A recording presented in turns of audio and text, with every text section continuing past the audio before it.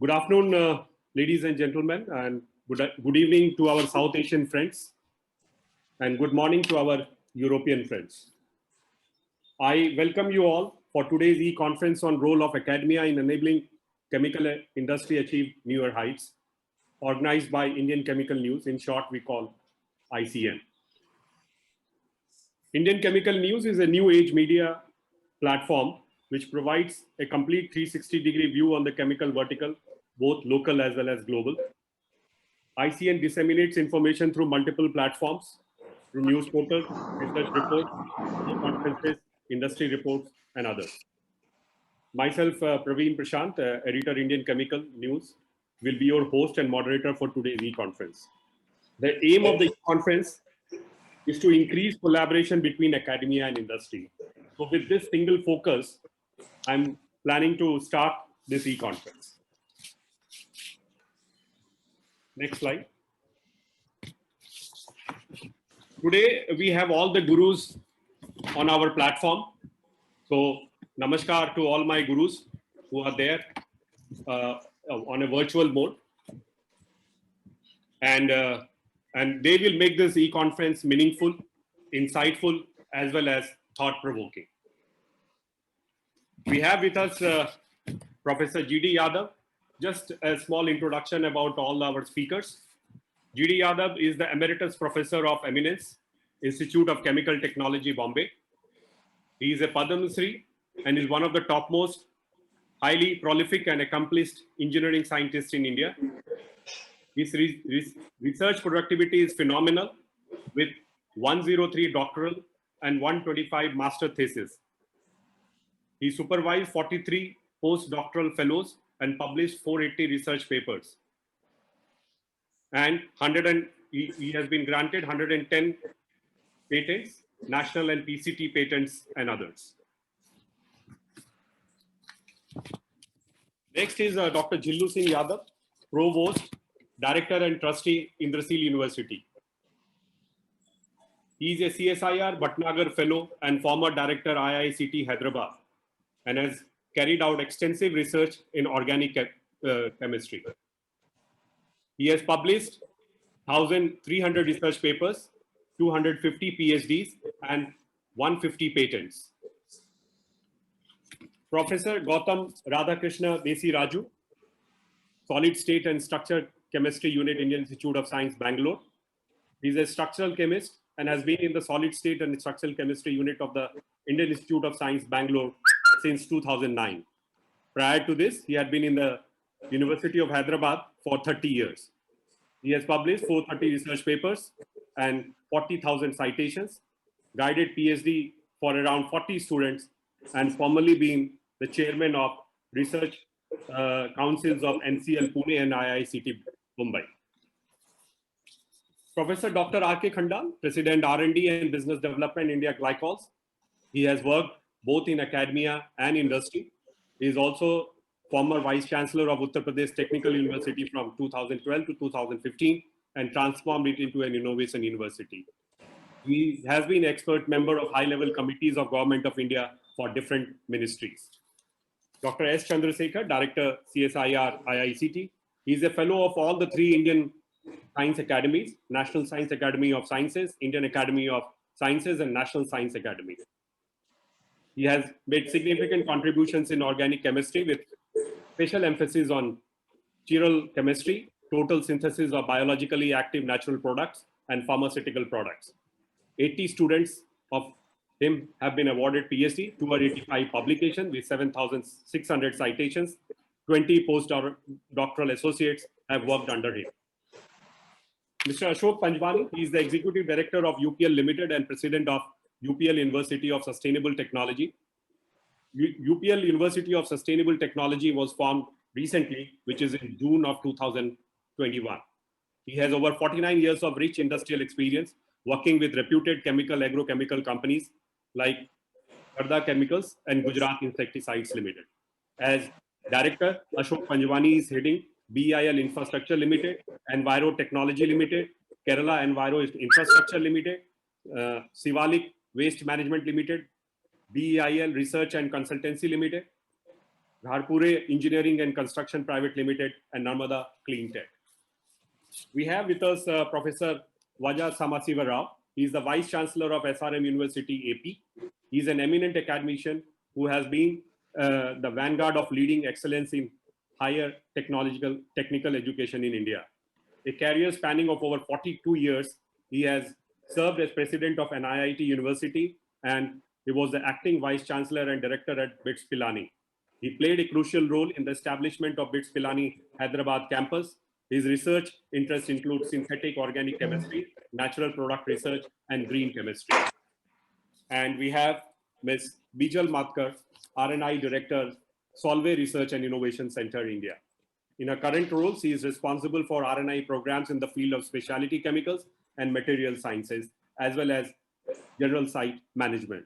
She has worked with leading specialty chemical MNCs as well as EPC firms.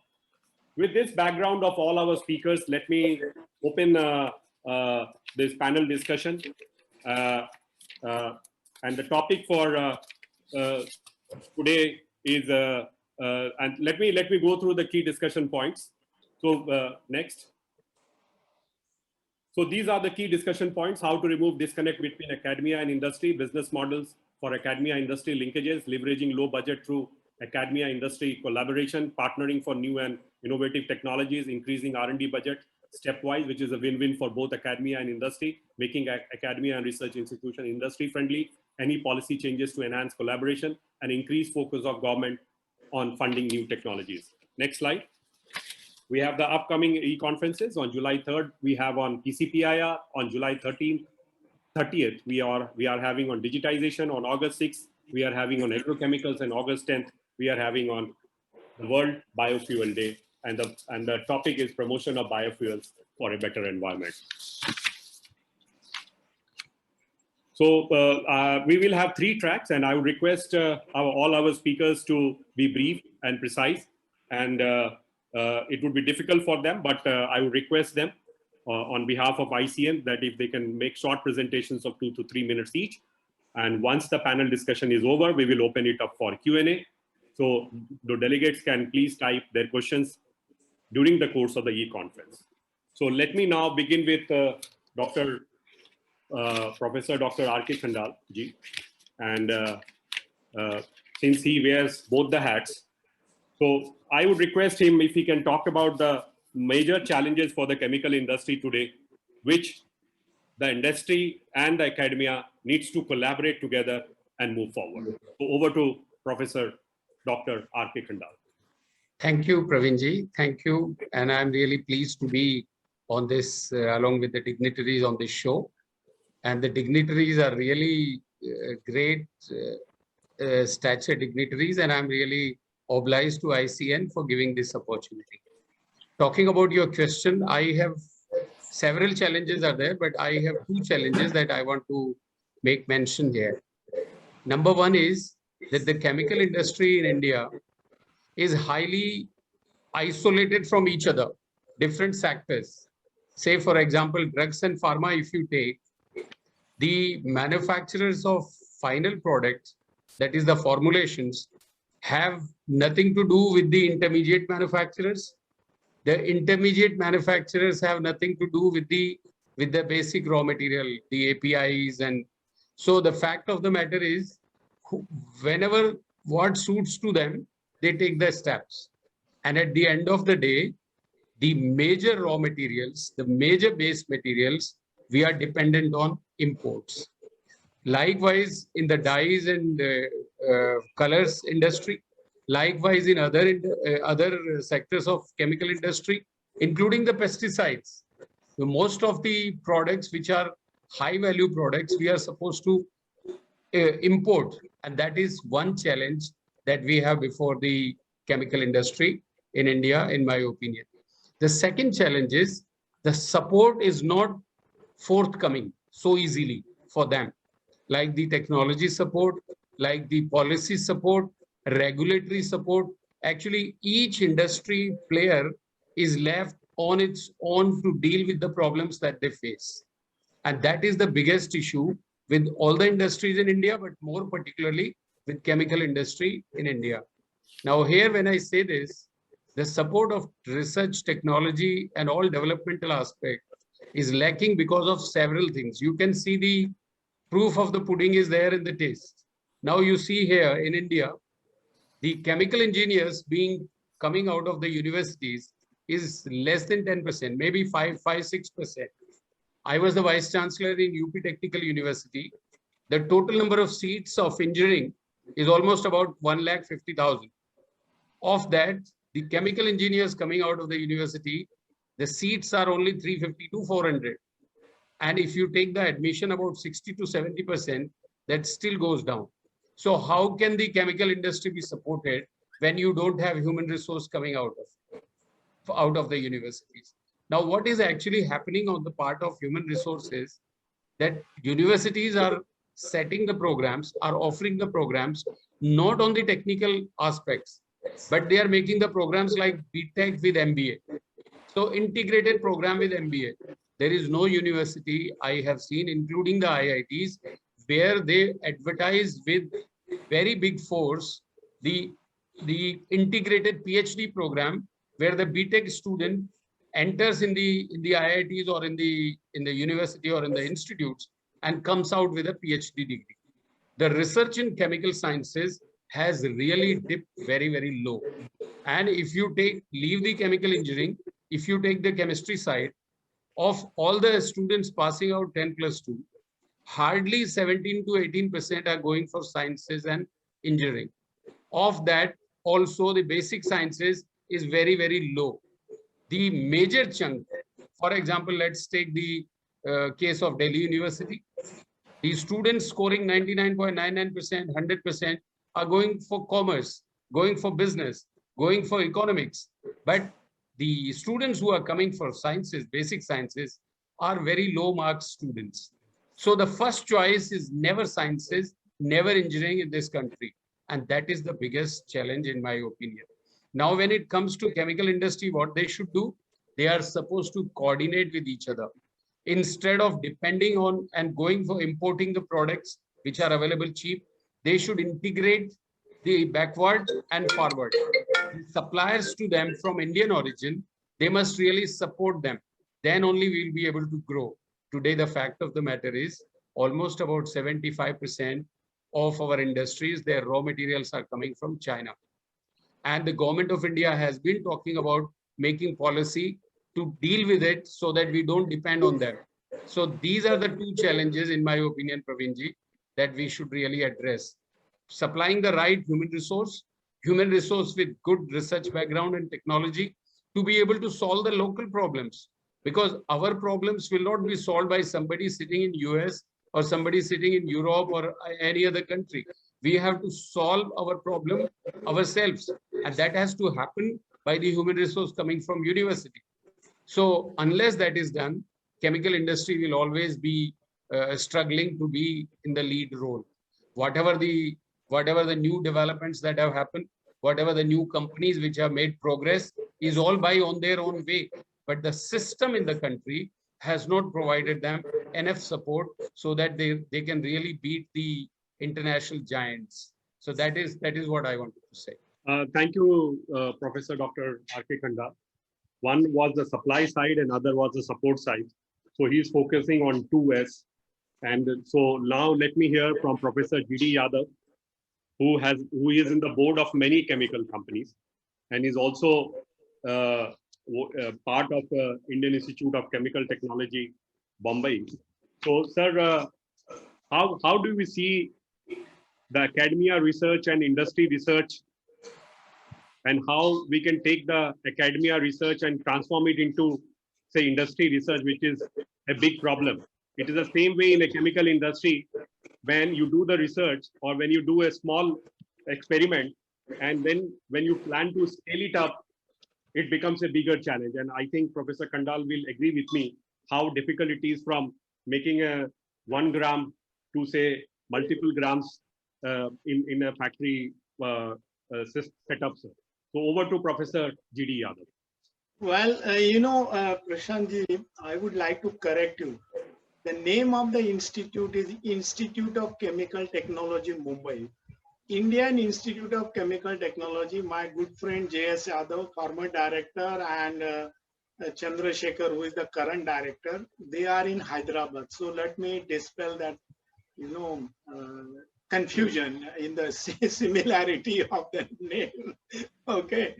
So since you asked me this question, I have two interesting, facets to tell you. Universities must remain a hub of innovation and entrepreneurship. Okay, that is very important. It is not that, what Professor Kandal said, that people with very low marks are going for sciences and engineering, which is absolutely true, because everybody thinks that they should earn money fast. In fact, the very next day, and this happens, all these people in IT and related jobs, they think they are on the top of the world. Nobody is thinking of the manufacturing sector. And chemical industry is a very important, fulcrum of all these industries. You cannot find any product which is man-made without the use of chemicals. What sort of chemical? The housewife may not know it, but it is used.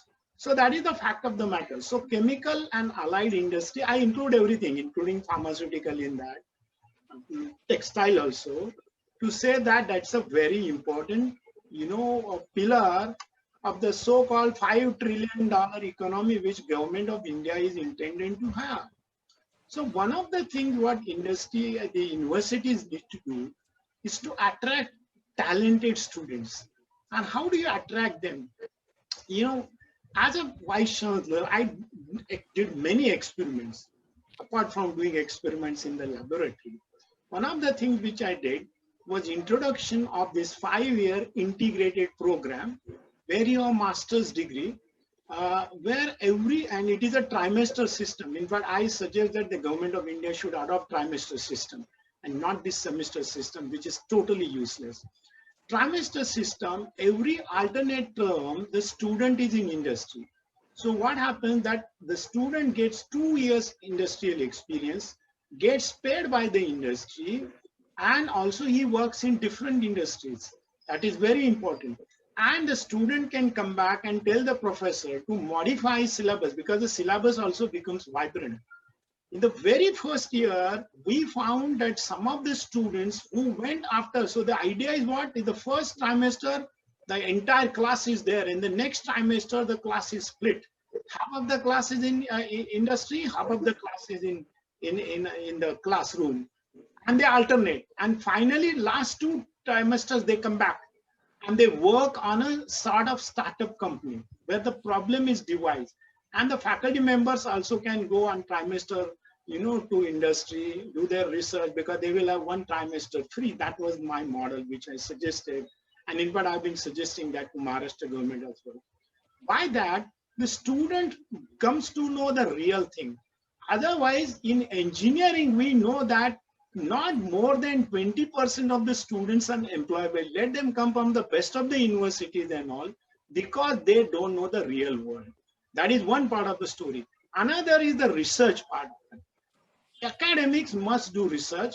Of course, the advancement of knowledge is required, but it has to have application, particularly in institute like ICT, which was formerly UDCT. You won't believe that 8% of India GDP is created by the alumni of ICT. Okay, that's a phenomenal figure. When I presented this figure to Niti Aayog CEO, he was also surprised, Mr. Amitabh Kant, and so that's a fact. And the most famous alumnus is Mukesh Ambani and many others. So you can see that because they were trained from that. What is happening in universities? People must be encouraged to do patenting. The formula is patent, publish, and prosper, not the other way around. You can't publish and then go on patenting. It is not possible. So that mantra has to be taught to the faculty, and the faculty must be encouraged to do consultation. So it is not that only people in Mumbai or some other big city are going to be consulted. They can be consulted sitting anywhere in the world, today's world. But that has to be, there has to be a culture. The faculty must be encouraged by the top bosses, and you have to recruit faculty which is based on talent, okay, and not because some political push. And that is what is required in India. And the chemical industry can do wonders, because as Dr. Professor Khandal was saying, 80% of the APIs are imported from China. Now I am associated with companies where 2 of the companies are exporting to China. In fact, one company whose IPO was just over last 2 days, it was, oversubscribed by 95.5 times in the history of Indian chemical industry. This is the highest IPO, which was started. I am associated with that company right from day one as a founding director. I'm an independent director, but you can imagine all the processes are green technologies, and they have beaten their very, highly influential and well-known, competitors. So it is based on science. So the science must be done, engineering and technology must be done, the scale-up processes must be developed by, and that is the job of the academia. And so ICT never had a problem of getting students from chemical engineering and chemical technology. Other places, yes, there is a problem because the students are not exposed to industry. With this, I will stop here and I will add to it a little later. Thank you very much. Thank you, sir. I think your views are very extraordinary, and I hope somebody in the regulatory or the policy side is listening to our e-conference. Thank you, sir. I would request now Dr. Jillu Singh Yadav from Indrasil University, if he can talk about how the disconnect between academia and industry, and how India can become Atmanirbhar. So over to Dr. Jillu Singh Yadav. I would request everybody to please make 2 to 3 minutes so that we can have all the 3 tracks and also take the Q&A part. Are you able to hear me? Yeah, we are able to hear you, sir. Please go ahead. Very important topic you have named, how to remove disconnect between academia and industry. Okay, most of our academicians need fund. Fund can come from industry or come from the government funding. You see the government now. See the academician, how the fund they get from the government, and government funds based on the publication. You publish paper, then you get Raman Fellowship, then you get Jesse Fellowship, SERB Professorship, then ultimately you may get SERB Chair, and continue to get it. So that is their comfort zone. Okay. Then when you come to industrial things, there is not a comfort zone. So one of the things I think that when the funding agencies should decide what kind of project we need on India level to discuss and to fund. Like today, to talk about, they are talking are sourcing lithium, right? Lithium for the EV electronic vehicle lithium battery. But you know that India is rich in aluminum. Now Israel says that you can develop battery based on aluminum. Can we say that we will fund all research to develop battery based on aluminum? Let the whole academician work. Majority of academicians, I can tell you, are not aware of the pricing of many drugs. Like Khandal was talking. Let me ask, how many people know that a ranitidine costing you only something like 700 rupees a kilo, but actual production is much less. Same is true metformin, because these 2 guys name I'm taking because most of our academicians, they take this drug either for diabetes or for acidity they get. So that kind of things. If you ask, they don't know the price. They may be knowing the price of the tablet, but not the actual price of the ingredient. So that is very important that academicians are not aware of the actual pricing of the chemicals, what they are selling. Okay. So as a result, sometimes they come out say that I have got a good process. Then you calculate the cost. Then they'll find out they are nowhere near. So this is one of the biggest disconnect. One is funding. Second, not aware of the industrial problem at all. Like when we talk the cost and all this, absolutely not aware of that. You know, one IIT professor, he said, I have got the best technology for reduction of ketone, which is required for Montelukos or Cadilla Pharma makes it. I said, okay, tell me how much it will cost a single step. We calculated on paper, it was costing 10,000 kilo, whereas Montelukos is sold for 20,000 rupees a kilo. You tell me one step, 10,000, how it will become economical. So we are not aware of the things. It is very, very important. You know, the people who are successful, like M.M. Sharma said, G.D. Yadav, Joshi, Ramara, you know, they know, or Maselkar, they know prices of all this on their fingerprint. So they can design the processes which will be cheaper than that. So that our academies should be made aware of this. And funding has to be directed funding, not just have a publication and then you say bye-bye, you get award and everything. And it is not useful to the society. So DST should modify the fund, DBT should do, DBT does quite well, but still the translation it doesn't happen. But I think it is the funding of government can control. They should have a national policy. This is my area, I need this to be funded liberally. And unfortunate part, most of the thing decided by the people who are maybe babus or maybe scientists, truly scientists, who are not aware of this problem at all. I will close here and thank you very much for giving me this opportunity. Just a suggestion come from my side is that suppose government is planning for any project, why can't there be a, say, the best guy in the town gets the project rather than only renowned institutes getting the project? Suppose you talked about lithium being replaced by aluminium. All the colleges, irrespective of whether they are from IIT or whether they are from NIT, everybody participates in it. And whoever gives the best idea or best in terms of implementation, which the policymakers think of, they can be awarded, and in the same way, they can be funded accordingly. Actually, the present government encourages that competitive funding. Okay. Not distinguish between government, organization, and private. They can fund to anybody. This is a good sign from this government, I could say. Thank you, Dr. Yadav. Now I request Professor Gautam Radhakrishna Desi Raju, and my question to him would be how to remove disconnect between academia and industry. Thank you, Mr. Praveen. Is everybody able to hear me properly? Yeah, we are able to hear you, sir. Okay, see, I'm going to take up from some of the valuable points made by the previous panelists. Now, the role of the title of this symposium itself is Role of Academia in Enabling Chemical Industry. Now, a couple of points. The size of our chemical industry in the country is roughly, give or take, about 10 lakh crore per year.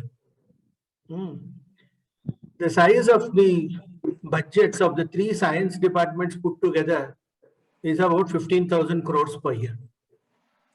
So these numbers don't match. So the first thing is, one cannot expect conventional type of help given by the academy. The points made by the previous speakers, namely as to how government funding is done to academics, whatever it is, it comes within the standard deviation of the standard deviation of the whole size of that chemical industry. So let's not get carried away with the idea that academics in universities can start doing something startling tomorrow to raise the level of the chemical industry. Second point I want to make is, good science is only done in rich countries. There is no point in trying to get away from this fact. And when there is good science, it happens in a rich country. Because of that good science, that country gets even more rich, and then it makes the science even better. So for a country like India, which is not rich, somehow we have to try to break into this cycle, because the way it is going, and Professor Kandal is absolutely correct, I will say, the state of chemistry research and chemical industry research in academic institutions in the country today is very poor. It doesn't come up to international standards. True, we are doing better maybe than what we were doing 10 years ago, 20 years ago. But I don't want to use this first time anybody is going to bring up this word China. I'm using it now. If you start comparing what we are doing academically also with what is happening in China, it is no comparison. So let us not get carried away with, like somebody mentioned, SERB, research professor, and this and that. All these things have little meaning in a world which is increasingly money driven. Professor G.D. Yadav also mentioned about the motivations of students, Professor Kandal mentioned. Now, chemical industry is doing its thing. It knows its goals. It knows its aims. Finally, it's a profit-making thing. Academia is trying to find its role, but we are more dependent on government and the whimsicalities of this Babugiri and all this. So we can only expect certain things. How can academia help industry? Now, I feel that compared to what some of the other speakers are saying, I would suggest a different attitude. The minds of many of the young people, students, it is definitely money driven, and it should be. Why do they go for IIT admission? Why do they go for IIM Ahmedabad? Why they want to make money, and there's nothing wrong in that. Prime Minister himself and the government have, argued for an aspirational India. So you can't say, do some excellent work and, we are not necessarily going to tell you how much money you're going to make at the end of all this. I think, unlike what some of the panelists have been saying in trying to get joint projects and doing this, let academia do what it is good at doing, or which is not doing right now, to produce outstanding research work in pure chemistry and pure chemical engineering in the academic institutions. This is not happening now. Now, if you train very good students, now this is where the industry comes in. The industry should be able to pick up these students immediately after PhD, not waiting for postdocs and here and there, roaming all over the world and then trying to get a job somewhere. But they should pick them up immediately on high salaries. Now, this is the other thing nobody has mentioned. India is probably unique in the world that the people in the government employment are having more salaries and more job security than people in the industry. If you take any Western country, take America, Japan, when a student finishes his or her PhD, the salary in industry is double what you will get in an academic position. Okay. When if you suppose a student is given double the salary, then they will stop this postdocing till they are 40 years old and trying to get jobs in CSIR labs, where they sit and, just on the job retirement after that. They are so tired by the time they're 40 years old. Recently, I saw one comment somebody has written. In most of the labs, government labs and universities, they just sit and drink chai and eat biscuits 4 o'clock in the afternoon discussing Dhoni and, Kohli. At least, they are not even discussing Gavaskar and Vishwanath. They are discussing Dhoni and Kohli. So this is what they're doing because they've got good salaries, nice pensions, nothing, no incentive. Whereas, suppose you put the very high salaries in industry, they will automatically go there. Professor G.D. Yadav and others don't need to make such strenuous efforts to persuade the students and, ICT in Bombay being a unique institution, all that is not necessary. If industry decides to liberalize the pay of the scientists and engineers, the best ones will go there. Unless somebody who's really crazy about academics and who will not do anything else, only such a person will stay in academics. Today, everybody wants to become academic. And that is not possible because, as somebody said, academics is in its own way very, very, very difficult. Everybody cannot do it.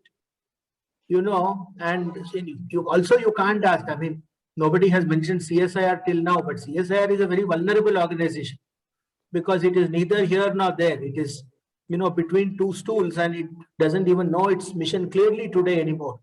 So I think we should not put unnecessary expectations on either academia or industry. Industry must really come. It must start hiring these people at very high salaries. You will get the best and you will continue to get the best.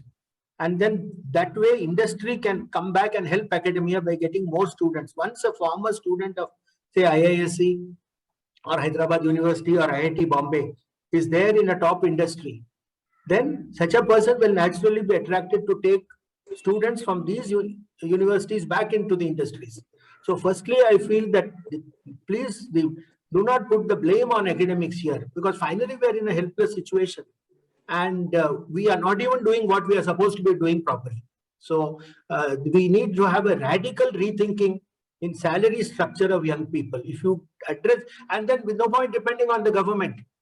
You know, government will today, the government tomorrow, some other government will change, some coalition, Janata Dal, something or the other. We can't, you know, keep ourselves dependent on all these things. And then everybody running to Delhi all the time like some Mughal Darbar. It can't work like that anymore. If this way, you know, industry will really get the cream of academia. And academia will also begin to see that there is something going on in industry. Today, many PhD students have some weird ideas about what goes on in industry. So I think all these misunderstandings, misconceptions, simple, sir, vitamin M for money. You put the money motivation and then number of these problems will sort themselves out automatically and we won't need seminars of this type. Thank you, sir. I think vitamin A is what is required for this industry to move forward. Now I come to CSIR IICT, Dr. S. Chandrasekhar. Sir, how can research institutes increase their revenue from technology transfers to Indian chemical industries by strengthening collaboration? And I think it is what this seminar is all about, of strengthening collaboration between research institutes, academia, and industry. So over to Dr. S. Chandrasekhar. Yeah, thanks for giving me an opportunity to come onto the call with you today. I would like to make a few comments before I get onto the panel. While Professor Desiraju believes that CSIR neither is part of academic work nor industrial work, I would like to only emphasize that CSIR stood like a rock during the pandemic to make sure that what is needed for the country was delivered while all the universities were shut down of fear. So this is my first comment. Then coming back to our discussions on how academia and industry should collaborate and what is that we should do. This topic, while as Dr. Yadav mentioned, is an important topic, which I think Professor G.D. Yadav also mentioned. But while it's an important topic, but it's an age-old topic. I think at least in the last 2 years, I was part of this industry academia discussion in at least 20 webinars. And every time the discussion is, industry will say that academia is bad and academia says industry is bad, or we don't have trust on each other, or academia thinks that they are best in the world and industry is not using them. I only can make a statement that if someone is excellent, industry will run behind him, which we have seen time and again, where when we have role model examples of Dr. E.V. Ramarao, Khandal Saab himself on the call today, he's a renowned academician, renowned industry person. So I think if talent is there, industry wants to grab them anyway. So certainly what I strongly believe is academia needs to build a brand image for itself. Today, why, if you go to Harvard, if you're a faculty, you're a young faculty or an old faculty, 100 industries around Harvard University will bring them onto call to make them consultants, take their ideas, convert them into products. Look at Stanford or look at the Scripps Institute, Peter Schultz, an academic professor building 350 startup companies net worth $500 million. So what we need to do in academia is, rather than looking at industry that they would give some money and we do something with their money, unfortunately, industry is a profit-making organization and they would like to get more for less. So what academia should do is, I think, build their own resources by collaborating with international researchers or with the government institutes, or consolidate all the resources without duplicating. I think many times academia duplicate a lot of equipment, a lot of resources. I think, and then make sure that cutting edge science with translational potential is done. so that industry automatically will build trust in the academia, and naturally the roads are open. As I told you, when we look at industry, it always looks for a tangible gain, whereas academia always looks for a non-tangible gain, trying to publish a paper, believing that his paper is the best publication, someone would find application for that paper. So naturally, I think they are like two tracks which generally never meet. But it is the time that we need to really come onto one table. Industry also, the management is not willing to fund so much money into their internal R&Ds. Once upon a time, industry built their capacity. When industry had no capacity, they were coming to the government institutes like CSIR labs. When I was a student way back in 1986, even HPLC machine was a rare thing for an industry. So ISCT or RRL those days was the only institute where there was a 60 megahertz NMR, for example. So naturally, because we had instruments, we had brains, and industry used to come. At some point, industry spent a lot of money on research. They build their infrastructure. Today, industry is much more well-equipped than academic institute. But certainly, academic scientists can think out of box to give solutions. I know a live example of one which I was party to that, Dr. Yadav, he is aware of it. So when industry was struggling to make a molecule at a certain route, Dr. Yadav gave an alternate route for nebivolol, which actually I got that idea from Dr. Yadav and converted. And it became a blockbuster process for the industry. And industry liked it, and then they gave up the old process and went on to implement the new process. Another example where the Bharat Biotech went on to buy a platform technology from a US-based startup company, making 8 crore rupees for a 10-gram sample. Again, CSIR, especially ISCT, intervened with Bharat Biotech. Today, this chemical is available at 40 lakh rupees per kilo, which made today Covaxin a household name in the country. So industry is always smart enough to identify the talent where they could get the solutions. They will go and get the solutions.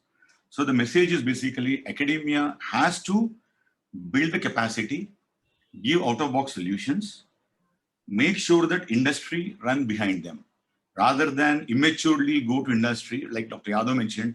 Like many academic scientists don't even know if they take metformin every day. They will not know that metformin raw material cost or the entire API cost will be below 500 rupees.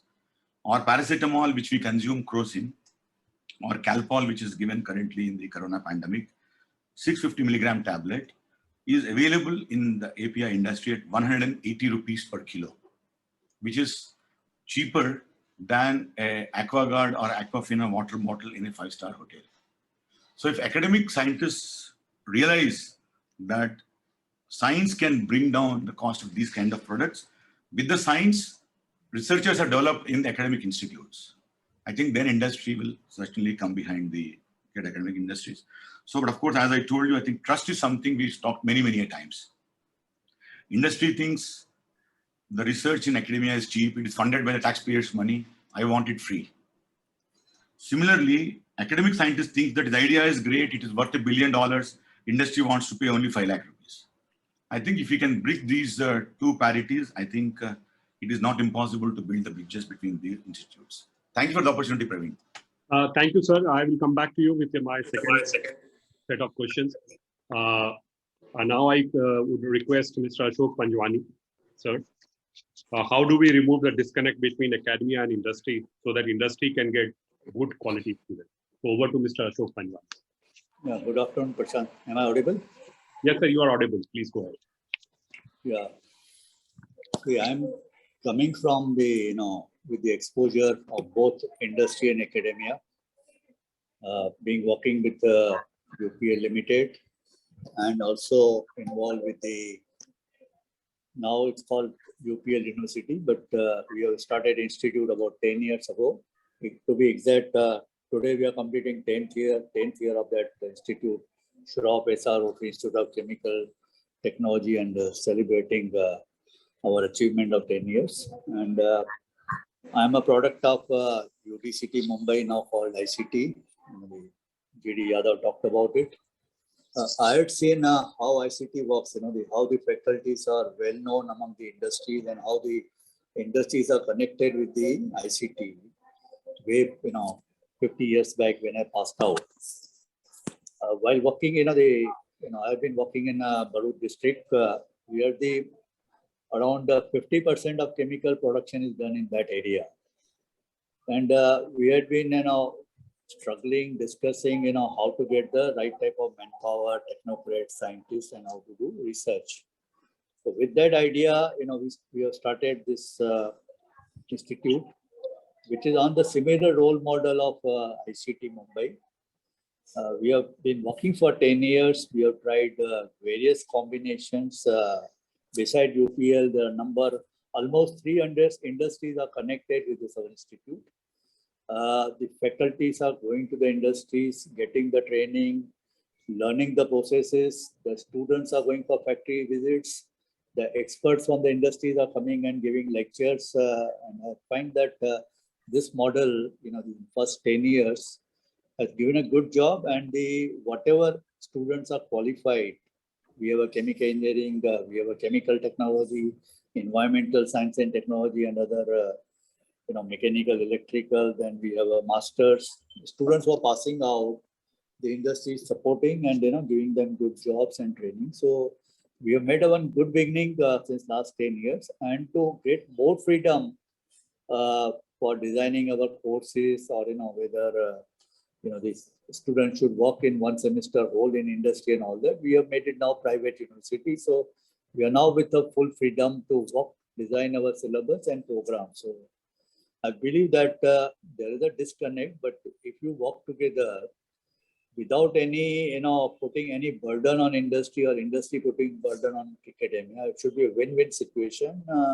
There are ways out, which a sort of R&D experiment I have been trying, and find it quite successful in our Bharuch district. Over to Prashant. Thank you, sir. Now I come to Professor Vaja Sambasiva Rao. Sir, how do you remove this disconnect between academia and industry? And to a certain extent, you have done in BITS Pilani. And when do we see your chemical engineering course that you would be starting in your university? So over to Professor Vaja Sambasiva Rao. Thank you, Praveen. Good afternoon, honorable panelists, very eminent panelists. It is a pertinent question. How do we remove this disconnect between academia and industry? And that is also today, when BITS Pilani has completed 50 years of its experience in university-industry linkages. It was way back in 1971, a chemical engineer, Dr. C.R. Mitra from MIT, brought the concept of practice school, where they were implementing 6 months internship for chemical engineers only at that time, at very large, complex industries. So this concept was tried as an experiment in the year 1971 with a batch of 10 engineering students at a chemical industry again. It was Hindalco Renukut. What started as an experiment 50 years ago has now become a very big university industry linkage program encompassing several thousands of industries, both in India as well as abroad. And many faculty participating in this. This has actually led BITS Pilani, rather it has provided to BITS Pilani a window for a deep industry engagement.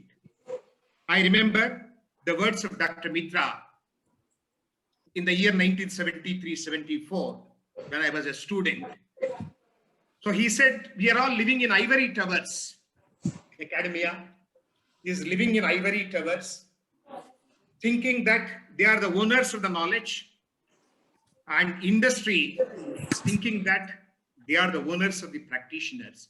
Unless these walls are broken, we will not be able to accomplish what is required. It has taken years for BITS Pilani to convince one and all, maybe a decade for the recognition. Of course, today, academia as a whole has recognized the need for breaking these walls and work very closely with the industry for various purposes. Maybe for enhanced revenues, for better knowledge opportunities by working closely with the industry, for employment opportunities. All this actually BITS Pilani realized within a matter of 10 years. Rather, it has put BITS Pilani in a different orbit altogether. Today, if it has become an institution of eminence, it is mainly because of its deep industry engagement. So it has started similar programs at Grasim, Hindalco, Century Rayon, RRL Hyderabad at that time, RRL Jammu, CDRI Lucknow. Why I'm mentioning is these are all chemical engineering students. All these students during the 5-year program, they used to spend 4.5 years on campus, and in their final year, they used to go for 6 months this university industry linkage program called Practice School, which is monitored and evaluated, and the credits were given to the students. So like Professor G.D. Yadav was mentioning, here also the students were alternating between the semesters. So actually that is a win-win situation for the industry and the university, because the industry was getting students, young minds from the university participating in their problem-solving efforts throughout the year. Of course, during those days, the average stipend was maybe in hundreds. It grew to thousands in 80s. It grew to several tens of thousands. Today, the average stipend that is being paid to these students, I think there are around 4,000 students attending this program in their final year. It's around 50,000 students. Not only students go in the final year, but also they go at the end of the second year for 2 months. This is an exposure-oriented program, again for 5 credits. And here, the faculty member accompanies these students. It is not only the students got the benefit, but also a person like me who spent time at RRL Hyderabad 3 times, or IDPL Rishikesh once, and at IDPL Hyderabad. So faculty also immensely benefited by understanding the industry requirements. Rather, this helped in breaking the disconnect between the industry and the academia that has helped BITS Pilani. I'm sure today many universities have recognized the potential in this university industry connect, and they are trying to introduce. So thank you for giving me this opportunity. Thank you, sir. I think you very rightly put it out as owners of knowledge versus owners of practitioners. And if this glass is broken and knowledge as well as practitioners sit together, the problems get solved. Bijal, you come from the industry, so I wanted to know from you. You heard all our gurus speaking, so wanted to know from you, what are the future trends that you see in this industry, and how should academia look at it from a future perspective, so that they can plan their courses accordingly and see to it that meet those industry requirements. So over to Bijal Mathur. Thank you, Praveenji. A good afternoon to all of you, and namaskar to the eminent panelists and people across the world on the seminar today. Just to give a little bit of a background, I'm interested in this topic so much because I myself come from an intern. So I was an intern at Solvay a couple of years ago, and today, I'm working for Solvay since the past decade. So that is why the topic itself of academia and coming to the industry is so close to my heart. Just let's talk about trends. Praveen, you mentioned trends, and all of us, I'm sure that all the 256 participants on this call, they are well read, well educated. So if you look at any paper on industry 4.0 or digital 4.0, the trends today in the world are specialty materials, green hydrogen, green energy, uh, circularity. This is very easy. This is very easy to follow. That this is where the whole world is moving in the next 5 or 10 years or so, and we need to adapt ourselves. But I'll just take a step back and I'll go into this thought process. And I have been listening to all the other eminent speakers here. Is who is industry? Industry is people, government is people, academia is people, research is people. So you cannot really take away the core aspect of being human or the human nature out of any of the trend. And whether it is money that attracts you, or whether it is being a good name in the industry attracts you, at the bottom line, I think we all mentioned something which is sustainable shared value. And this is what I personally believe in, that the trend today, whether it is in chemical industry or any other industry, first of all, it has to be sustainable. And what I mean by sustainable is all I mentioned on green chemistry, benign processes, circularity, the goals of United Nations for 2030, sustainable development goals, all energy management. We talked about lithium ion batteries or aluminum batteries. All of that is going to fall in that category. When I say shared, I think the very first moment we said that we need to kind of have the best practices shared among all the industries instead of being working in silos. And share is also related to IoT, where we are all across the India today and still talking here. So IoT, digitization, automation, these are all going to be the shared values that you are connected to the rest of the world so quick, and you really have to take that up. The third one, which is very, very important, and I'll take a step back, while everybody is talking about these trends of classy materials, and we are living in an age of materials, which I completely agree, because whether it is specialty materials or soft matter, this is going to be the trend. But at the end of the day, it has to create value. And for me, value still remains in basics like food technology, clean water access. Very recently, like oxygen, right? I mean, air is the most abundant around us, but India was struggling for oxygen, which is, all of us know that swing absorption and you can create some oxygen, but we were not able to provide that to a lot of our people, and we had to let go of some of our young generation even in this case. So for me, what's important, whether it is trend, whether you follow the trend or you can set the trend, important is, are you creating value? Whether it is academia or industry or partnering together, are you creating value for the world or the society that you're living in? And one thing I think that we have talked about, money, degrees, research, everything. One thing we have not talked about is speed. What happened 10 years or 15 years ago, or when I got my degree, the scale has totally changed. Within 1 year, I believe that, I hope so at least, that all of us sitting here on this round table are vaccinated, right? Who can tell you that within 1 year you will have vaccination rolled out for a 1.3 billion country?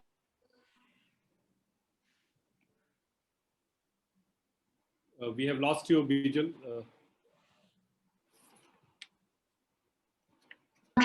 So the speed of reaching to the market is tangible, but it is true that we need, whether research or bringing value to the customer very quickly, this is definitely going to be the. Thanks, Bijal. Can you hear us, Bijal? Hello. We will. Can you hear me, Bijal? Yeah, Praveen, are you able to hear me now? Yeah. So now we come to the second track, and I will start with you, Bijal. Once again, we are reversing the order. I would request everybody to be precise. We have already spent an hour, and we are only at the first track. So I would request everybody for the second and the third track, if they can do it for 120 seconds or 2 minutes, that would be great, so that we can take 10 questions which are already there, and more to come as forward. So, Bijal, my second track question to you is intellectual property. And I think this is a very hot topic, because I saw lot many patents in this virtual wall that we have many patents, and everybody is a patent holder out here. So how this patent will be a win-win for both industry and academia, because you take care of the research and the innovation part. So short, precise, and concise. Absolutely. I'm just going to go and make a bold statement, and I think I'm happy that a lot of academicians here will agree to it, that if the patent or the paper that you're publishing is immediately not creating value, I'm not sure that that is going to be the. If you want to partner with industry, I'm not sure that that trend is going to remain. So there could be an 80-20 rule. We still need breakthrough innovation. I'm not against it, but if you're talking about partnering with industry, I believe that the current academic structure has to change. It has to challenge. It cannot be just based on impact factor. It has to be, if you give me a person whom I'm able to put in front of my customer, who creates a value for the customer in the next 1 year or so, I think that is much more useful to me, and I'm ready to sponsor that person, as compared to somebody who, very honestly, who publishes 5 to 10 papers, but they just remain papers in one of the novels on thousands and thousands of citations all across the world. So don't get me wrong, but if you're talking of, I'm wearing my industry hat, and we need to create value at a tangible speed.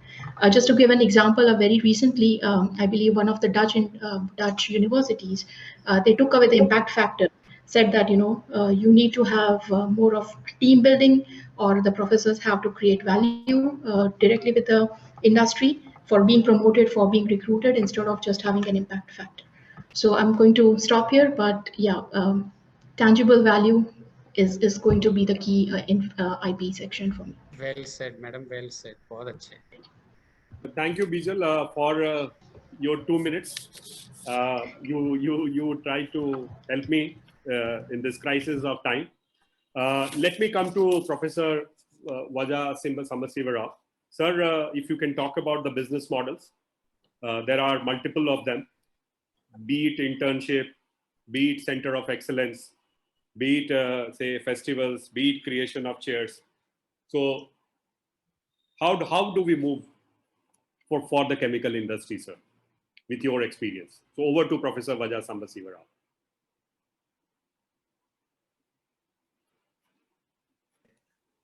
Can you hear us, sir? Sorry. Thank you, Praveen. I was muted. Okay. First of all, I must thank you for reducing my job. You have already mentioned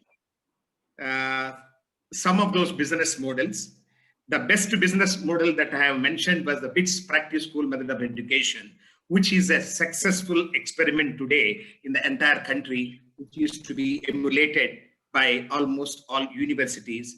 It is being welcomed by many industries, as I mentioned, because this also gives feedback for the universities as to how they have to tweak with their curriculum to become more relevant. So this is one. The second thing is the continuing education, which is the need of the hour. The industry professionals, unlike in the past, we cannot take a certificate and stay forever with that certificate without updation. And again, it is not possible to go back to the universities for the updation of the curriculum.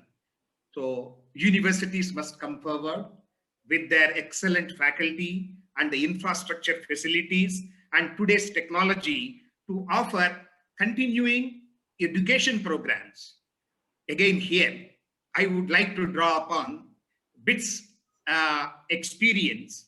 Again, here, we started with a batch of 25 students at DCPL Calcutta in the year 1979, a MTech collaborative program.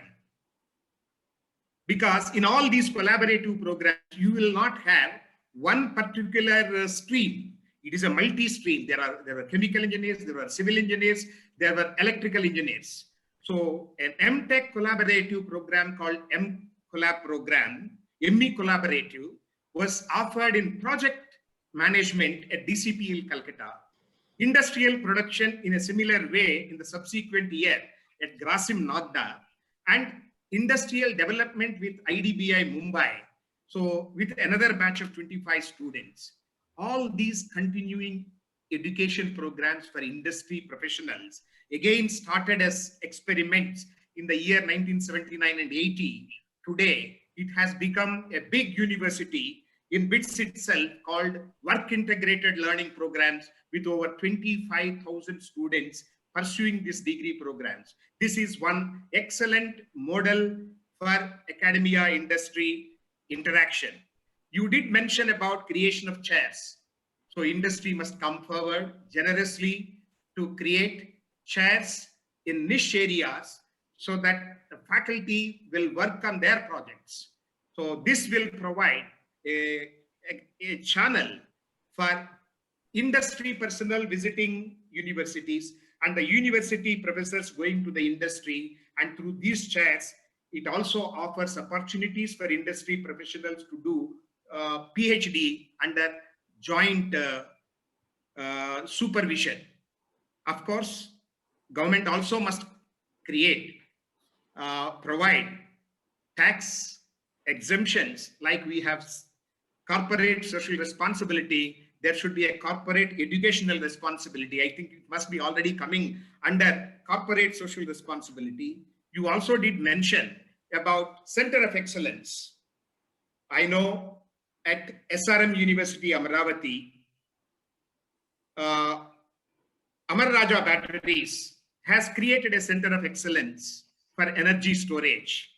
Titan Industries is collaborating in metallurgy area.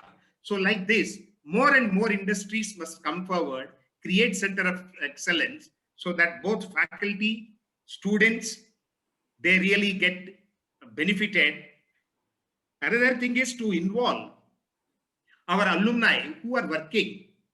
I have personally seen it, experienced it, and also we got a lot of benefit by starting industry academia collaborations all over the world.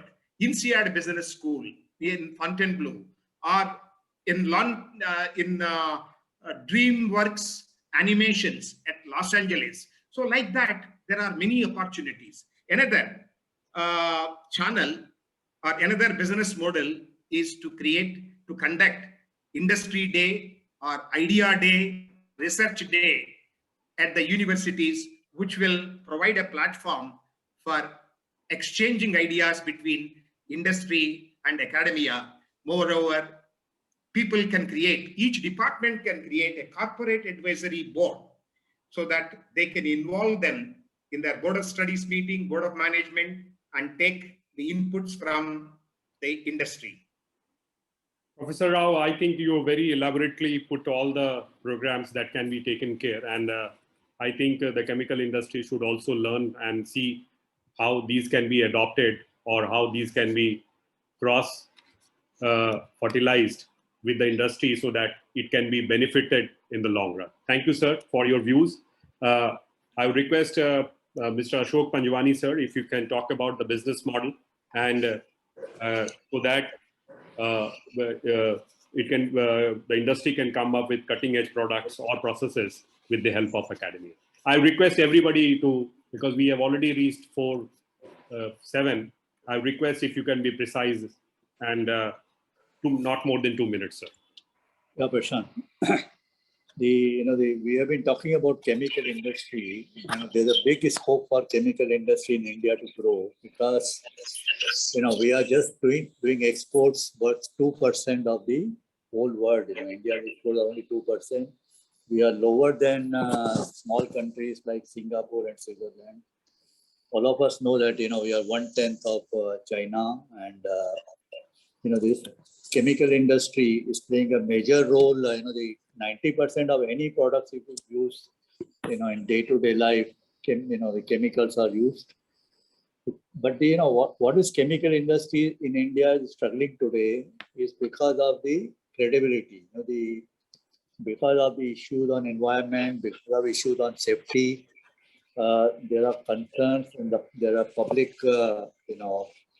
talking against the industry. So there is, the chemical industry needs to focus on environment, safety, as well as be competitive by improving their processes. So here is the business model which industry and academia have to work together.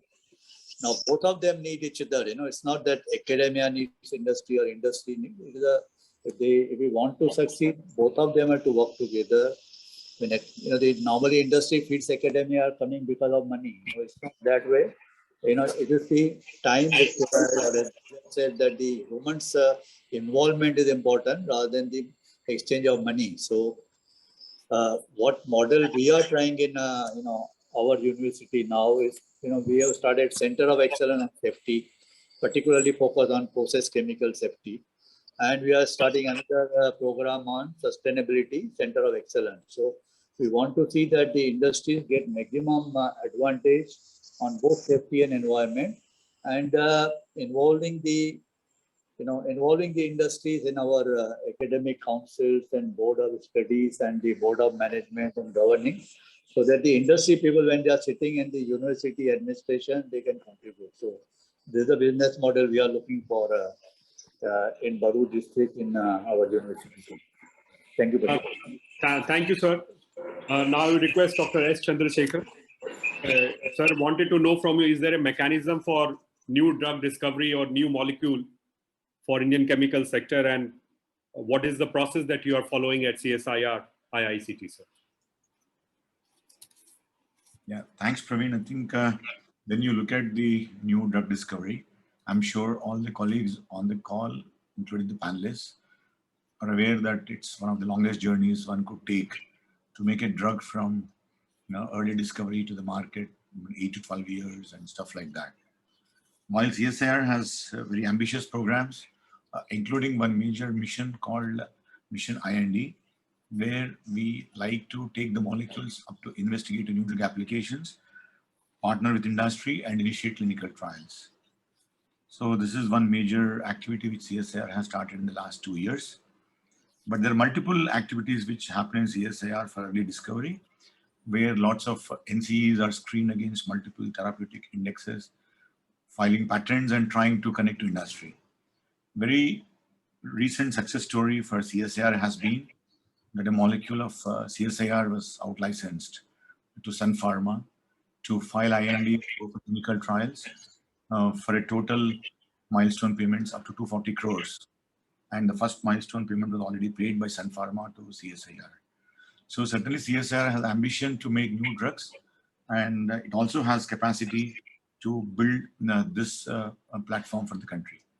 Unfortunately, while many industries started with a big fanfare of drug discovery in early 2000, when the patent laws were modified, the WTO agreements where we cannot use the new drug discovered after 2005, many companies started drug discovery, but I think they are all kept under the cold shelf, except 1 or 2 companies.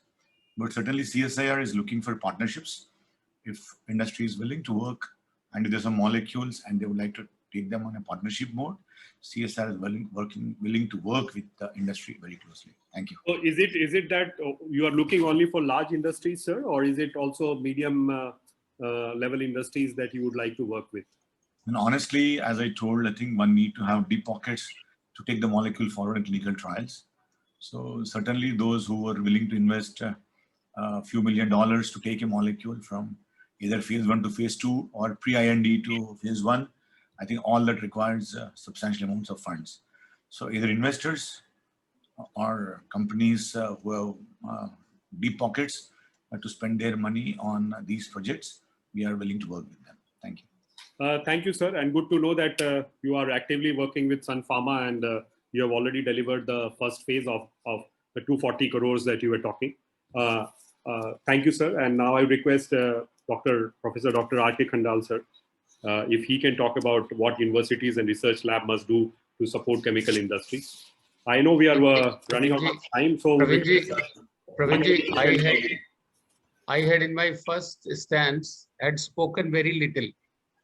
Now I will speak complete all that has been discussed. I would like to highlight the key points. Okay, sir. The key points, number 1 is the sustainability. You see, Bijal madam has said that if a researcher is worth solving the problem of the customer of the industry, he or she is welcome. So it's not how many patents you have, how many research papers you have, Are you capable of solving the problems of the industry is the key thing. Now, example before us, let us go by examples.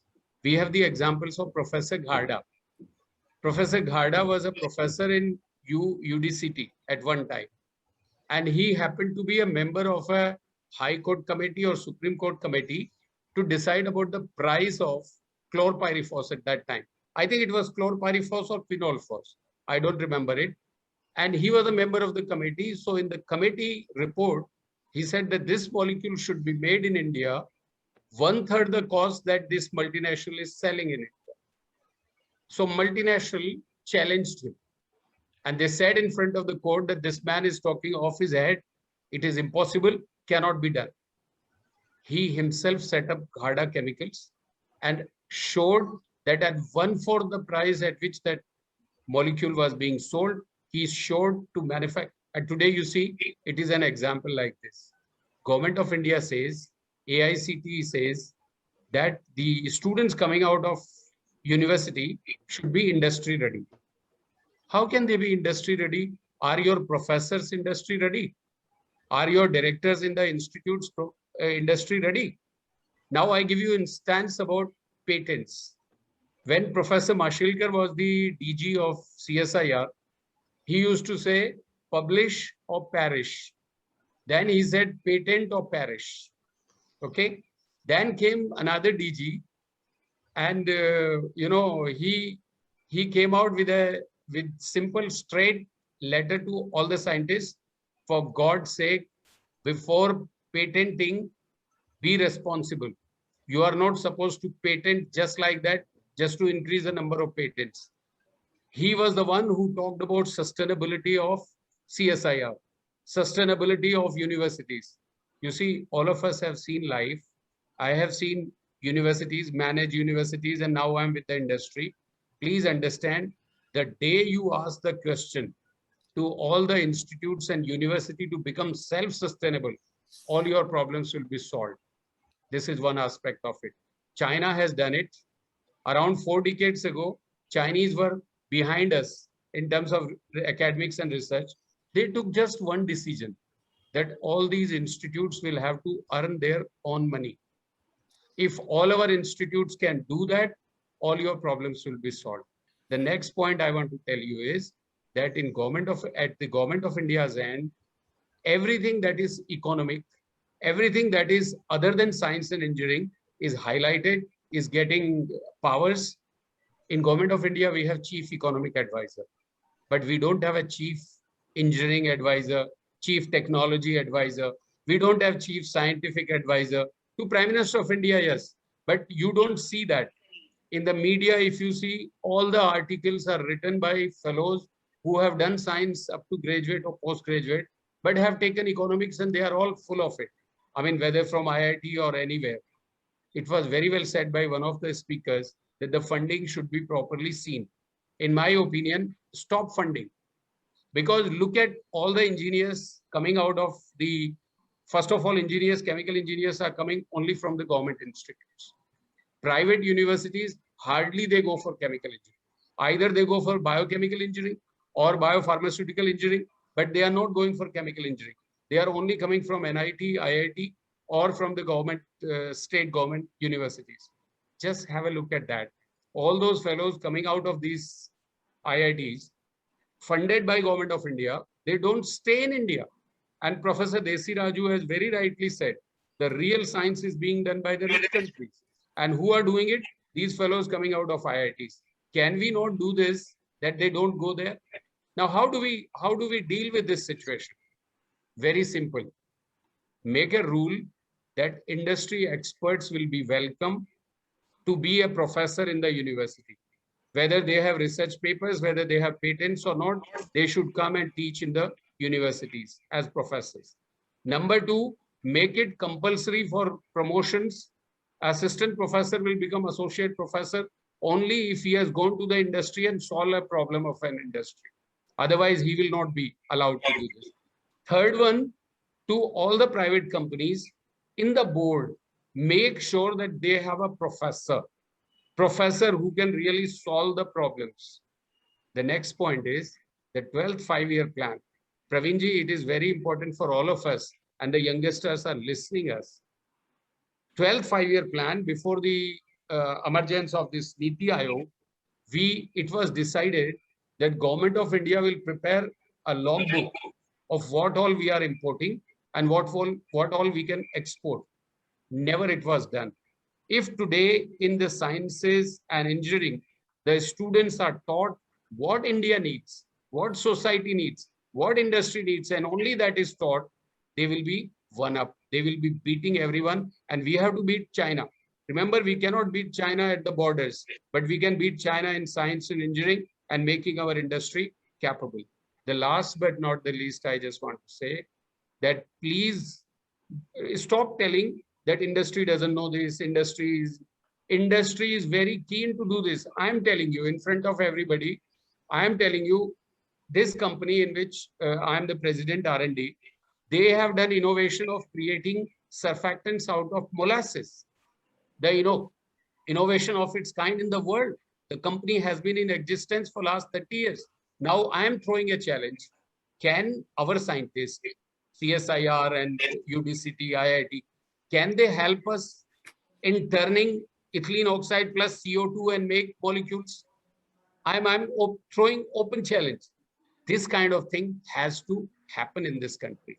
Remember, in this country where you have almost 40 CSIR labs, you have only two of them working on chemical, NCL Pune and IICT Hyderabad.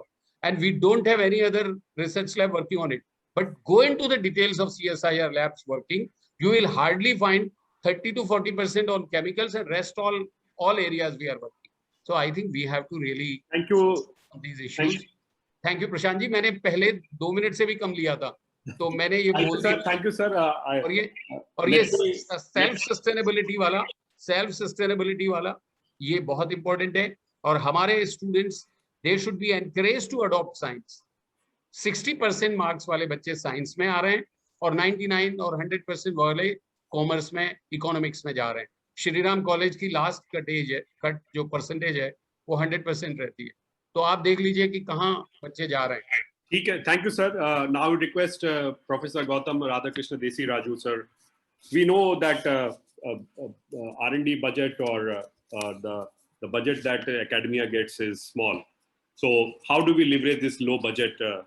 Very simple, and just 1 minute. I just take a minute. I endorse wholly what Professor Kandalji has said. The universities should do what they are good at doing, namely pure research. Let me emphasize, I will differ from many of the other panelists. Please don't get involved in small solutions of saying, I'll do this with that and that with this and do some joint things and joint courses. Firstly, our basic science is not okay in this country. We have to improve that. And the biggest problem in our country is lack of the young people human resource. Human resource so quality nahi hai. It is not enough to beat China. Tomorrow we are saying that we will beat China, USA and all that. All this will become wild and idle dreams unless we improve the quality of the people. And that can only be done in the university. And it can be done in the institute, not in the CSIR labs. And that is a separate topic. Dr. Chandrasekhar totally misunderstood the point of my thing. COVID is different. It is a temporary emergency today. And we are all aware of what the CSIR has done there. But in the CSIR also needs to be evaluated because it had a different role before when there was nothing else. There was nothing in the university. So all the pure research had to be done in CSIR. Now the situation is completely changed with industry having become quite strong. So I would only say industry should pick up these people. There's no point saying everybody wants to do IT, everybody wants to do IIM Ahmedabad. They will go only there. Our best minds are not coming to science, and industry must bring them in with money, salaries, directly. If you get the salary double what the academic fellow is getting, then they will automatically come. They will not run to IIT Kanpur for a job and say that that is the only aim in life. Thank you. Thank you, sir. Well said, sir. Well said. I would request Dr. Jillu Singh Yadav ji if he can talk about new business models apart from what has been discussed, sir. And if you can be, sir, short, we are already 4:25. We have another round to go and Q&A is there. See, whenever we talk business model is only ROI, return on investment. That is the only mantra. So whatever you invest, there will be a return. Okay. And many times, one example I'll take you. Gorakh Prasad Talwar, GP Talwar, he started one project, Microbacterium W, in 77, right? And it took almost 20 years when Cadila took it, Cadila Pharma. So they handhold for almost 20 years. And now it is in the market in 2011 with a stabilized one. Today it is selling almost close to 70-80 crores a year, only one product. Okay. So this innovation is totally Indian, came from institute like AIMS and also AIMS and later on NIH. Talwar became director there and it was transferred through BIAC. And also CSIR did some clinical trial. Totally Indian product, one first time in the, and it had given the return. What I wanted to tell, if you have a good innovative product, it will give, and you have to have a long holding hand. If they would have, it's taking too much time, 20 years, it would have been gone. Today it is the profit-making vaccine. Sepsivac is profit-making vaccine, which is for sepsis and leprosy, working well for the corona too. So this, all this, why I'm saying this, many times industry also loses patience, academy also loses patience, and they live in the, there are many products which should have been completed, left in between because they didn't have. I can tell you many examples, but I have said limited time. The business model, sometimes it works only an investment. For example, I said, it was a minimum investment and maximum given. This is the business model, I can say.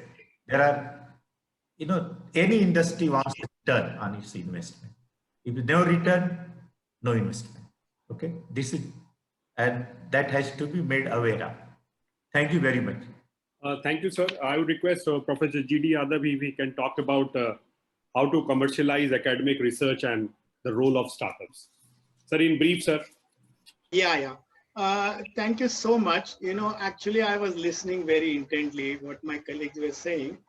I will tell you, in ICT, a lot of professors are consultants, and there was a time, and now the salaries have gone up, almost, 20% of the faculty earn their own salary because 1/3 of the money was given back to the institute. And no industry will give you consultation. It is based on personal reputation and the results. If they give you 1 lakh rupees, they expect 100 lakh rupees, 1 crore from you. So that means what? The faculty has to be very smart in solving an industrial problem, but at the same time, the person has to develop technology. Okay, what is happening? Academics are not smart at two things. One is they must understand the environmental laws and IPR. Intellectual property rights are very, very important, and that is their bank. So how can they commercialize that academic IP? One, you can have a technology transfer, you can have licensing, you can transfer the IPR rights, or you can have joint ventures with the industry. Or in today, it is a buzzword, it is university startups and incubation. And of course, one of the things which is very nicely practiced in United States is so-called patent enforcement. That is where you negotiate with the person who is broken the law and making use of your patent. And instead of having a litigation, earn money. Best example in United States is what, by the University of Wisconsin had done it with company like Apple, I guess. So it is possible for universities to generate IP and commercialize that IP. One of the things which our Indian universities don't have is a technology transfer office, TTO, what they call, or technology licensing office. Both things are required. It is not only that you transfer technology, but also, your professors can go to industry, spend time, sabbaticals in industry people can come, and that way you can generate revenue. Believe me, Since 1996, all my salary were paid by industry sponsored, endowment. I did not draw any salary from the government. All my salary came from industry. I did not take any single payment from any government agency. Since 2004, all my funding was by industry. In fact, my green hydrogen and another, which is being now on the commercial scale, we are doing some big pilot with ONGC. ONGC has been supporting, and another dimethyl ether which we have developed. We are transferring this technology. And see, right now, although I retired formally, I'm busier than before. I have 6 industrial projects right now going on where we want to commercialize it. So why should the industry come to academia? Because they believe that these guys can solve their problem. It is not just publication. Training the students, yes, as Professor Deshiraju said, we must train our students. Their fundamentally must be very strong. They must publish in the best of the journals, but they must also acquire IPR, and that IPR, because government, believe me, in future, government will not give money to universities. ICT was a victim of it. I generated 1,800 crores during my 10.5 years time, okay, through many means. But even so-called central university gets all the money, but state universities like ICT don't get any funding. Believe me, don't get any funding except the salary. So it's survival of the fittest. So we have to develop technology. We have to be, consultant to industry. And many of our students are becoming startup company, so that is happening. So it is not that the ICT may be a isolated example of this, but there are good examples, and that can be emulated. So this is where in fact, I told Niti when I was asked to give a lecture, I said, make CSR 3% and give 1% to higher education, where they do good research, establish centers of excellence, do basic research, and also develop technology, because we are not going to get best technology from abroad. They will always give second-grade technology. So we have to develop our own technology. And Dr. Kandal mentioned about K.K. Garda. He has got 9 PCRA awards for technology development. And what is his mantra? He says, if somebody steals my technology, I will develop better technology. And at the age of 92, still is involved in the development of technology. That is the spirit.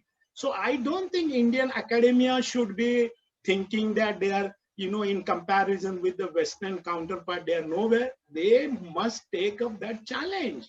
And it is possible to do it in India. We have very smart guys around us.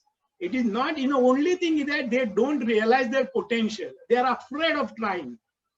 Why they cannot take some problem? Like I created many chairs through industry, scholarships, PhD scholarships, 370 undergraduate scholarship, where the students are helped by industry. It is possible to do it. Only thing is that the universities must realize their potential. The heads of the departments, the deans and the directors or vice chancellor must think that they will not have any funding from the government. Why should the government fund only the white elephants?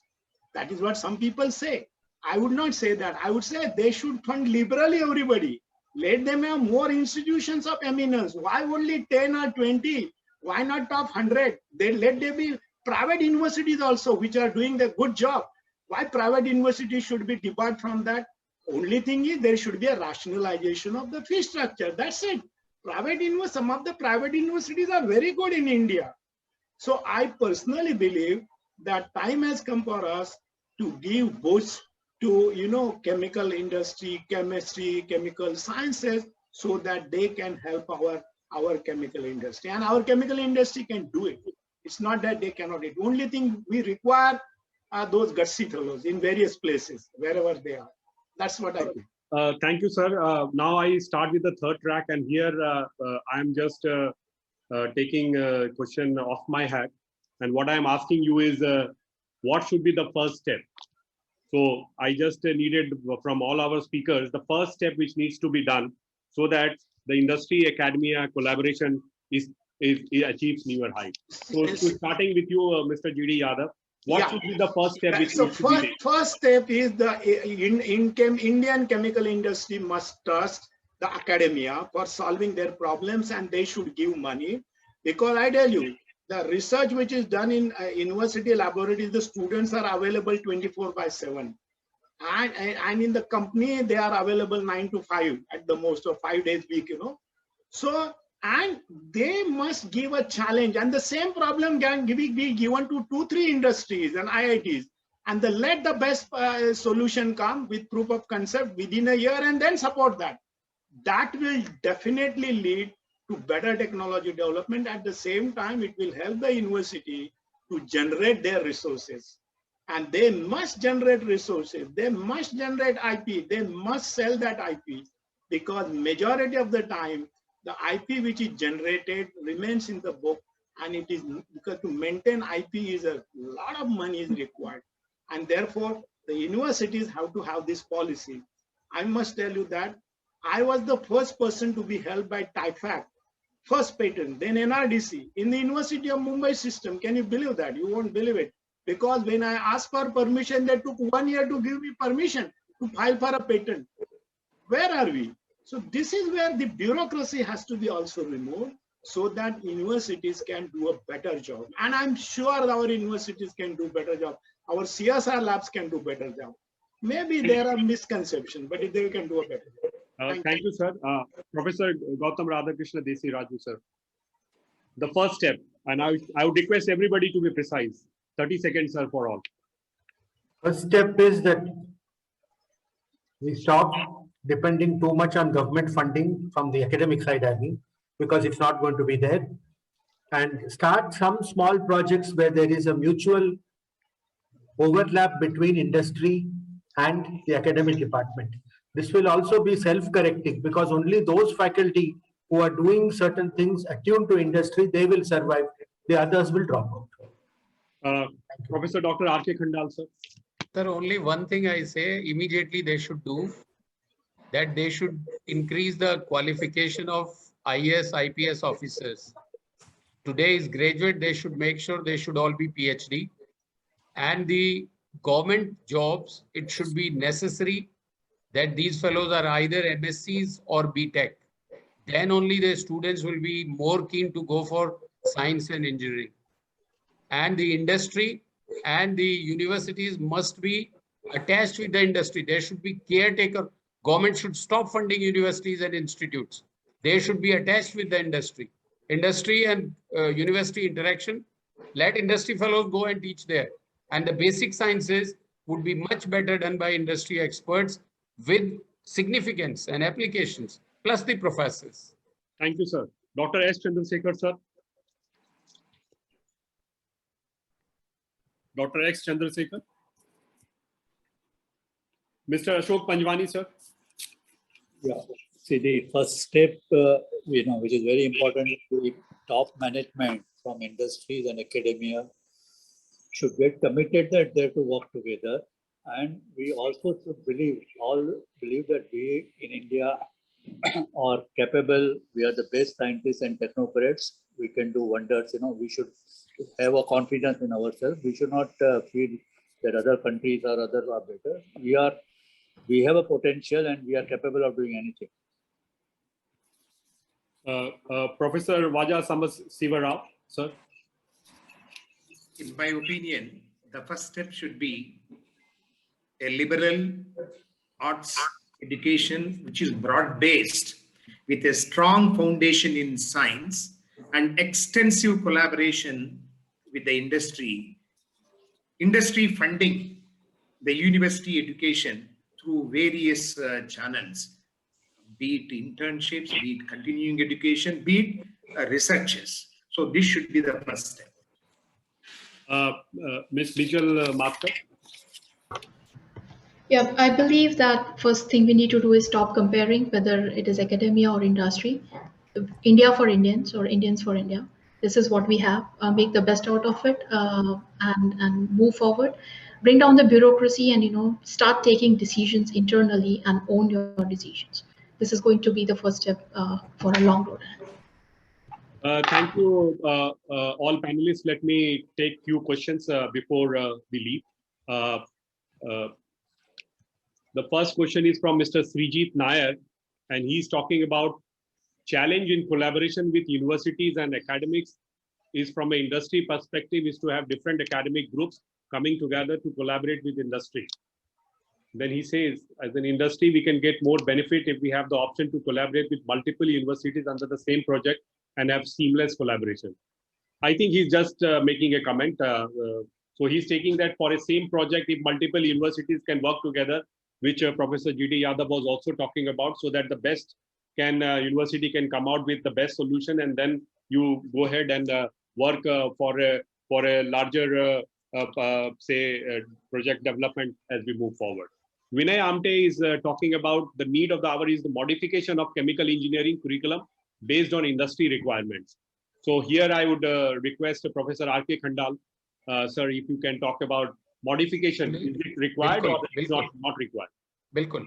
Actually, Praveen जी, अभी होना ये चाहिए कि देश को क्या चाहिए, समाज को क्या चाहिए. फार्मर्स एग्रीकल्चर क्रॉप्स बर्न करते हैं, वेस्ट बर्न करते हैं.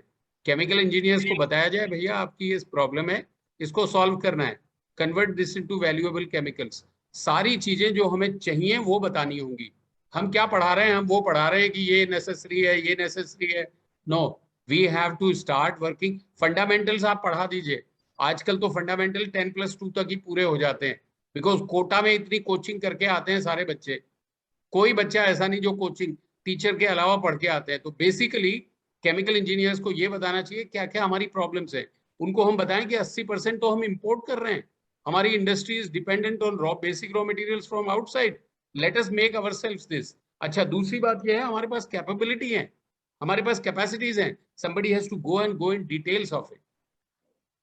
There is a question from Mr. Sanjay Dodia, and he's talking about why India don't have strategic programs like Horizon 2020 in Europe, China's strategic national science targets program.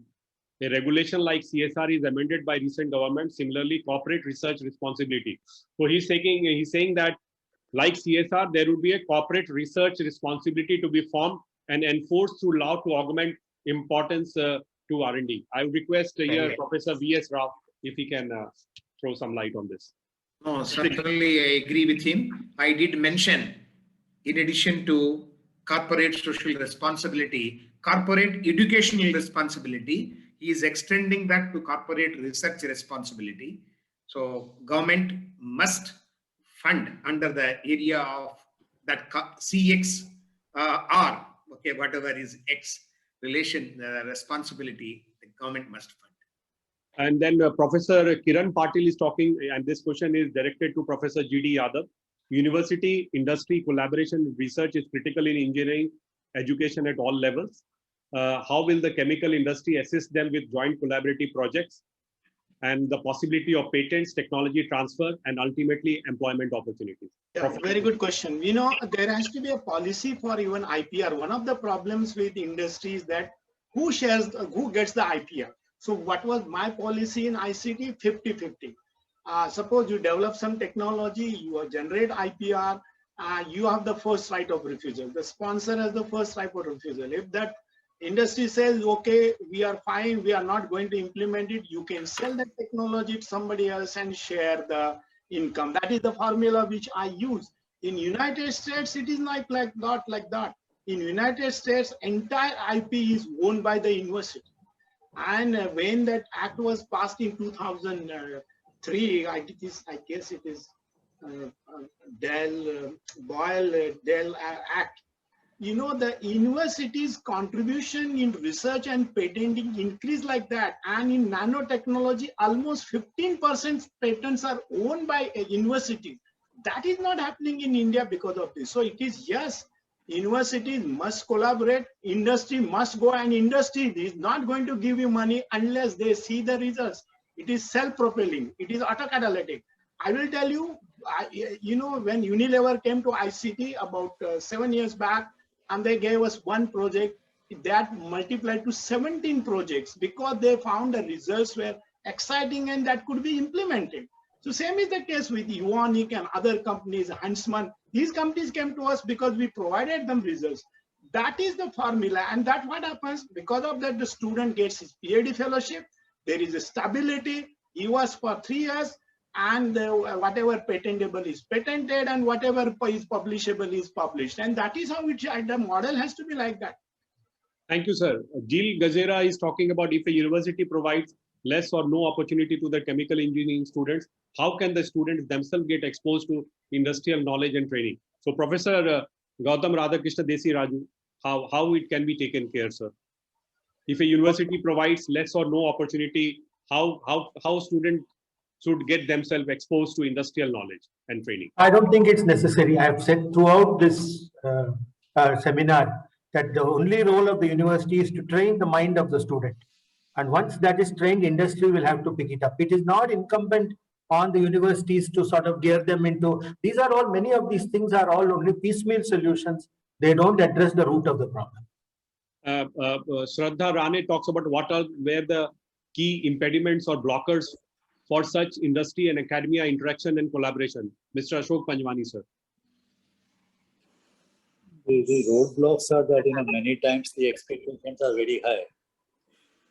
We should be, when we are talking, we should be clear on expectations and the requirements and start step by step. You can't do big things in one shot, so do small things, make success, and then, go for the next step. So if somebody goes and start asking money in crores, I'm sure industry will run away. So don't ask for the money, get involved first.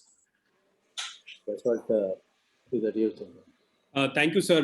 Sanjay Dodia talks about since India has several research institutions under CSIR, but have less commercialization of research, private research organization can fill such gap with generating quality IP and providing high salary to researchers. So I would request Dr. S. Chandrasekhar, if he's there, he can take this up. Can you repeat, Praveen? Sorry, I lost you. Does missing private research organizations like TNO, SINTEF, etc. as available in Europe will help in bridge the gap between industry and academia? Since India has several research institutions under CSIR, but have less commercialization of research. So what he's asking is if CSIR can increase research commercialization. I think there's already an overarching committee made in CSIR with Honorable Minister. So currently what we are attempting to do is to valorize the intellectual property what CSIR has been acquiring over some time. And we do believe that if we're also even considering whether our intellectual property could be given access to interested industries without any tags attached to it, believing that they will take forward and only when it gets commercialized, we would take a small pie out of the whole commercialization process. So we do believe that will help to some extent to valorize our knowledge. Yeah. Thank you, sir. Mr. Dinesh Chopra from Indian Chemical Council is talking about how can we create center of excellence in regional, private, government universities for specific research projects currently needed by India, like batteries, sustainability, etc., as done by China and Western world. So I would request here Professor Rao if he can take this up. I'm sure that they can approach multiple universities and evaluate the expertise that is available, either IITs or other engineering colleges, to establish center of excellence, depending upon the quality of faculty, their expertise, their research experience, and the input, the student input, and the curriculum, how the curriculum can accommodate. So these aspects for performing the research of Center of Excellence. Thank you, sir. Raja Reddy is talking about, I am the one working in manufacturing of chemical industry. I feel industry is not aware where the people is available and what they need. So they are behind experienced people rather than train them. Bijal, if you can take this up. Yeah, it has always been a chicken and an egg story, I would say. The only thing I would say is it's not 100% true. As I gave an example, I'm an example of, coming totally new into the sector and then taking it up.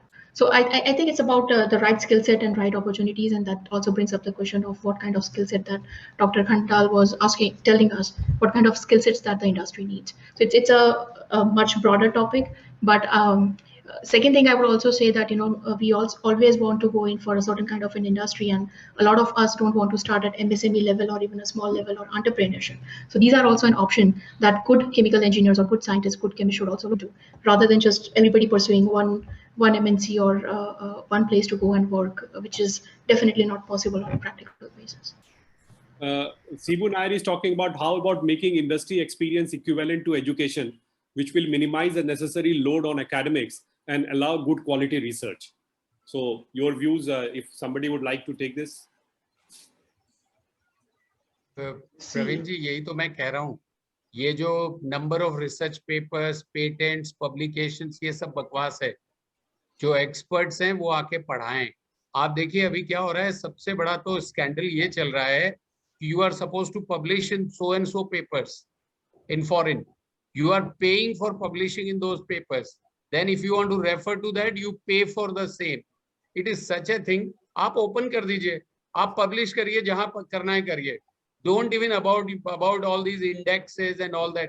You bring fellows who have, a fellow who is a chemical engineer with 40 years of experience in industry will teach you much better chemical engineering than any professor in the university who has not seen industry.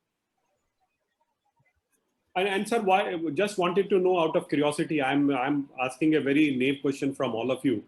That instead of publishing papers, why it can't be patents?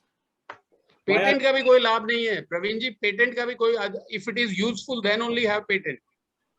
People are having hundreds of patents. कितने useful हैं? How many have been converted into products? You know, Dr. Sahani was the DG CSIR. He wrote letter to all the scientists. He said, before patenting, be responsible for it. Who will pay for it? So patent, ऐसी patent कर देने का कोई meaning नहीं है. तो कैसे sir, कैसे commercialize होगी चीजें? You know, I will tell you what I said before. There has to be a technology transfer office and technology licensing office in every organization. CSR has that. It is not that CSR doesn't have, but universities and academia don't have it. Their job is to find out who is likely, beneficiary of that patent. And many times, these IP lawyers also help you. Okay, we will sell you a patent and gain something. You have to work with them. It doesn't happen. 98% patents are never used, but some of them are meant for blocking somebody else's entry into that. And that particularly happens in pharmaceutical industry. If you suppose some patent is expiring, they will expand it by adding half a molecule of water or quarter molecule of water. That is what is being done because they want to get more money, because they have spent millions of dollars in developing that technology. So I don't agree that it is not possible. It is possible, but there has to be somebody. For every cause, a champion is required, whether it is industry or why the industries don't have a research and innovation director, why they are not having it. We are expecting the academia to have it, but industry must also have an innovation director on their board by compulsory. The SEBI and Ministry of Corporate Affairs must have it. Now they have said, okay, you should have more independent directors than the actual promoters and what. But this is where the new thought comes into the system. And unless new thought comes, you cannot improve everything. Our system has become sluggish. I must tell you that our system is very sluggish. There is no fun in shouting at the top of the voice. But yes, we can improve it. One at a time. Some institutions can do it, others can follow your model. Okay, it is not that only you can do it. Let them have a different model, but they must experiment. Unfortunately, in many places, the bureaucracy will stop you from doing it. So if you are an IIT director, you have to go by a certain norm. You cannot go out of the box and try to do something. You will lose your job tomorrow. That is the problem. Professor G.D. Yadav, what you said will exactly happen. What you said will exactly happen if you follow Professor Kandal's advice that the institution should become self-financing. Yeah. Once you say that, then what you said exactly it will happen. People will start innovating. Today, it is everybody is in their comfort zone, you see. So what is the need? There's no need to come out of this comfort zone. Yeah, that is true.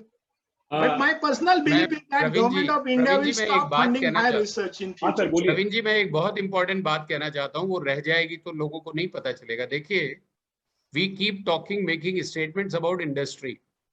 Our students should be taught in the chemistry classes, chemical engineering classes, the story of companies like UPL, story of companies like Pesticide India, like Gharda, like Dr. Reddy's lab, Sun Pharma. We should be teaching this to students. अभी example मैं बताता हूँ.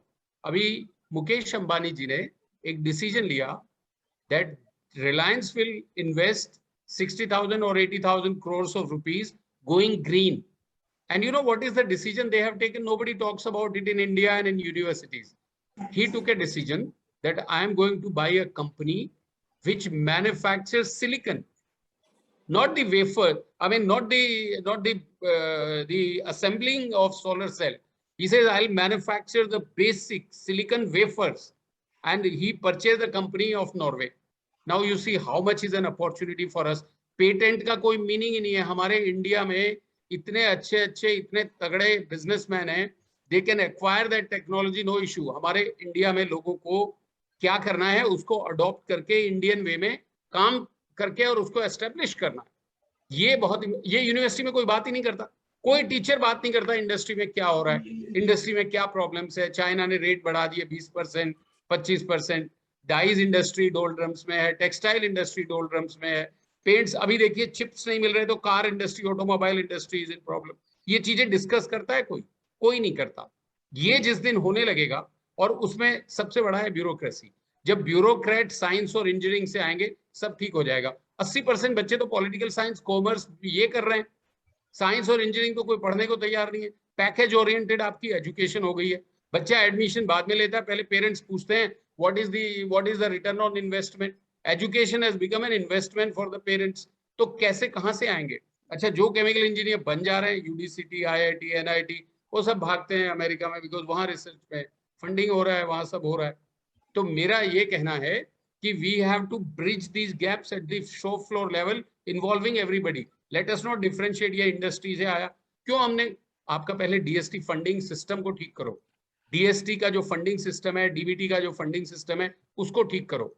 उसके जो experts हैं, committees के expert सारे industry के बैठे हो. कौन बैठता है? Because you are a director, you become the member there. आप कोई नहीं पूछता कि आपने क्या किया जीवन में.